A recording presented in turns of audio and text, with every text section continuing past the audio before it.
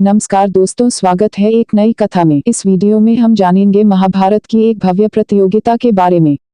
जब गुरु द्रोणाचार्य ने अनुभव किया कि कौरव तथा पांडव राजकुमार युद्ध की सभी कलाएं सीख चुके थे, तो उन्होंने भीष्म पितामह तथा धृतराष्ट्र के आगे एक प्रस्ताव रखा। मैंने इस महान वंश के राजकुमारों को सभी युद्ध विद्याएं सिखा दी है। मेरे विचार में एक भव्य प्रतियोगिता का आयोजन किया जाए, जिसमें प्रत्येक राजकुमार अपना युद्ध कौशल प्रदर्शित करे। इसकी मुख्य प्रतियोगिताएं होंगी बाण विद्या, तलवारबाजी, भाले का प्रयोग तथा गदा युद्ध। अतः एक भव्य प्रतियोगिता का आयोजन किया गया। कौरव दरबार के सभी मुख्य सामंत तथा नगर के गण्य-मान्य लोग इसे देखने के लिए पधारे। भीष्म पितामह हर राजकुमार के विशेष करतब देखने के लिए अत्यंत उत्सुक थे। राजकुमारों ने अपने अपने विशेष करतब दिखाए। धनुर्विद्या तथा गदायुद्ध सचमुच देखने योग्य प्रतियोगिताएं थी। अर्जुन ने धनुर्विद्या में आश्चर्यजनक करतब दिखाए। पट्टी बांधकर शब्दभेदी बाण चलाया, फिर एक बाण चलाकर उसने अग्नि, एक अन्य बाण धरती में मारकर पानी का झरना बहा दिया। उसने आंखों पर उत्पन्न की तथा भीम तथा दुर्योधन का गदा युद्ध भी दर्शनीय था, क्योंकि दोनों के मध्य स्पर्धा की प्रबल भावना वर्तमान थी। यह प्रतियोगिता पूर्णतः संतुलित थी। यही नहीं, शीघ्र ही इसने एक भयावह जीवन मृत्यु संघर्ष का रूप ले लिया। भीम दुर्योधन का प्राणांत करने ही वाला था कि अश्वत्थामा ने बीच में आकर उन्हें अलग कर दिया। ठीक उसी क्षण दुर्योधन के उकसाने पर कर्ण अर्जुन को नीचा दिखाने के लिए अखाड़े में उतरा और बोला, हर कोई मेरी बात ध्यान से सुने। आप लोगों ने अर्जुन के युद्ध कौशल को देखकर उसकी प्रशंसा की है। मेरी इच्छा है कि मेरा कौशल भी देखें। क्यों नहीं प्रिय कर्ण, आपका स्वागत है, द्रोणाचार्य ने कहा। परंतु मैं अर्जुन से युद्ध करके अपनी श्रेष्ठता सिद्ध करूंगा। कर्ण ने गर्जना की। सामंतगण थर-थर कांपने लगे, क्योंकि वे जानते थे कि यह युद्ध शीघ्र वास्तविक जीवन मृत्यु युद्ध का रूप ले लेगा। किसी अनहोनी घटना से भयभीत होकर कृपाचार्य उठे और बोले कि प्रतियोगिता केवल राजकुमारों के लिए ही है और कर्ण इसमें भाग नहीं ले सकता ही। यह सुनकर दुर्योधन आगे आया तथा बोला, मैं इसी समय कर्ण को अंग देश का शासक घोषित करता हूँ। अब बोलिए आचार्य महोदय, आप क्या कहेंगे?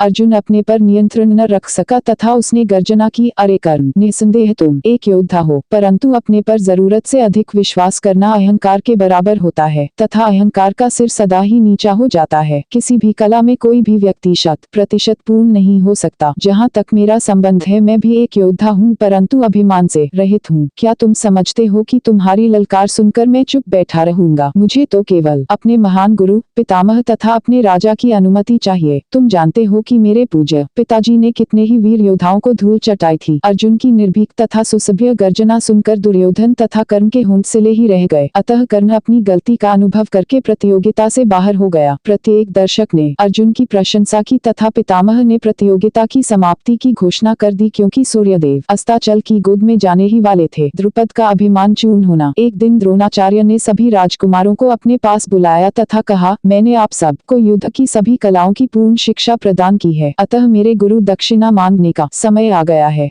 कौन सी दक्षिणा हमारे महान गुरु को प्रसन्न करेगी? राजकुमार बोले, मेरा सहपाठी और परम मित्र होने के बावजूद राजा द्रुपद ने अकारण ही मेरा अपने दरबार में अपमान कर दिया था। मैं चाहता हूँ कि उसे बंदी बनाकर मेरे सामने प्रस्तुत किया जाए। अर्जुन ने आगे बढ़कर तथा द्रोणाचार्य को प्रणाम करके कहा, गुरुदेव, मैं इस कार्य करने का बीड़ा उठाता हूँ। अतः पांडवों ने पंचाल पर आक्रमण करके राजा द्रुपद को बंदो बना लिया तथा उसके हाथ बांधकर द्रोणाचार्य के समक्ष पेश कर दिया। द्रोणाचार्य ने द्रुपद को कहा, राजन, मेरे शिष्यों ने तुम्हारी शक्ति तथा अभिमान चूर्ण कर दिया है। अब तुम मेरे बंदी हो तथा तुम्हारा राज्य मेरा है। तुमने मुझे दरिद्र कहा था, क्या अब मैं तुम्हारी मित्रता के योग्य हूँ या नहीं? द्रुपद ने अपनी भूल स्वीकार कर लो तो गुरु ने उसका आधा राज्य उसे लौटा दिया तथा शेष आधा राज्य अपने लिए रख लिया। युधिष्ठिर युवराज के रूप में द्रुपद, जिसका वास्तविक नाम यज्ञसेन था, के साथ हुए युद्ध ने कौरवों पर पांडवों को वरीयता स्थापित कर दी थी। भीष्म पितामह उनसे बहुत ही प्रसन्न थे। उनके आंतरिक गुण भी अत्युच्च थे, अतः जन सामान्य में भी उनकी प्रियता बहुत बढ़ गई थी। पांडवों के प्रति अपनी ईर्ष्या के कारण दुर्योधन को हस्तिनापुर की सामान्य प्रजा अच्छा नहीं समझती थी। पांडवों को आए हुए पूरा 1 वर्ष हो चुका था तथा युधिष्ठिर वयस्क भी हो चुका था, अतः उसे युवराज घोषित करने का समय आ गया था। भीष्म पितामह के कहने पर सामंतों की एक सभा बुलाई गई तथा युवराज पद के मामले पर बहस की गई। युधिष्ठिर के गुणों सहनशीलता, सद्भावना, उपकारी स्वभाव, धीरता, स्वार्थ रहित कर्म तथा सत्यवादिता पर विचार करके उसे युवराज पद के सर्वथा योग्य पाया गया।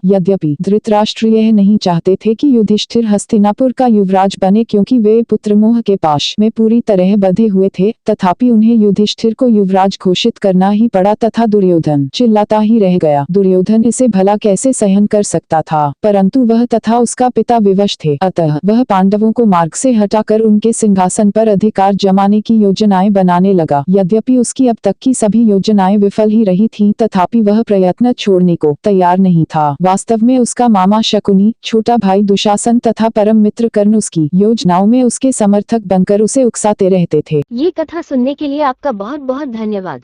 अगर कथा अच्छी लगी हो तो वीडियो को लाइक, शेयर और चैनल को सब्सक्राइब जरूर करें। कमेंट में राधे राधे जय श्री कृष्णा लिखना ना भूलें।